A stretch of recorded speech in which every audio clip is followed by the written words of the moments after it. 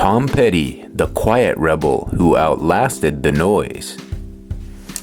Tom Petty never looked like a rock star in the traditional sense. He didn't arrive wrapped in spectacle or mystery. He didn't need theatrics to command attention. He stood there, slender, steady, almost stubbornly ordinary, and then he sang. And when he did, something rare happened. People didn't just hear the song, they recognized themselves in the song.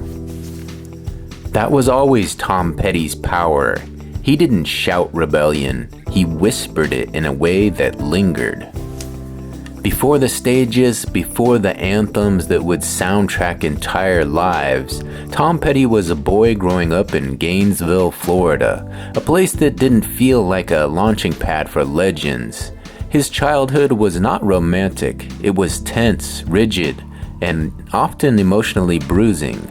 His father was a man shaped by a harder generation, and the relationship between them left marks that never fully faded. Tom learned early what it felt like to shrink himself to survive, to disappear into the background to avoid confrontation. Music became his refuge long before it became his profession. The moment that changed everything came when Tom, still a kid, met Elvis Presley while Elvis was filming in Florida. That brief encounter didn't turn Tom into a performer overnight, but it planted something irreversible. From that point on, music stopped being entertainment and became possibility. It offered escape, direction, a future that didn't require him to become the man he feared turning into. Tom wasn't flashy, but he was obsessive. He listened deeply, studied lyrics, paid attention to how songs felt more than how they sounded. Even early on, he understood that great music didn't impress, it connected. That instinct guided him when he formed bands in his teens and early 20s, chasing something he couldn't yet name. When he eventually moved to Los Angeles, it wasn't with illusions of instant success. It was with quiet determination and a refusal to go home defeated. When Tom Petty and the Heartbreakers finally emerged, they didn't feel manufactured. They felt lived in. Their sound carried the DNA of American rock and roll. Byrds harmonies, Stones swagger, Dylan honesty, but filtered through Tom's unpretentious voice and unshakable moral compass. And that compass mattered, because fame came quickly, and with it came pressure to compromise. Tom Petty refused. One of the defining traits of Tom's career was his resistance to being controlled by labels, by executives, by trends. He fought record companies over pricing because he believed fans shouldn't be exploited. He battled contracts that threatened ownership of his work. He took stands that cost him money, momentum, and comfort, but preserved something more important: integrity. This wasn't ego, it was survival. Tom had watched enough men lose themselves to authority, addiction, or resentment. He wasn't interested in trading one form of control for another. His rebellion wasn't loud, it was principled. But that doesn't mean the road was easy. Behind the calm exterior was a man carrying weight, the pressure of constant touring, the strain of maintaining creative relevance, the emotional cost of leadership. Tom wasn't a frontman who thrived on chaos. He absorbed it. And over time, that absorption took a toll. There were periods of exhaustion, moments of doubt, injuries that led to painkillers, which quietly crept into dependence.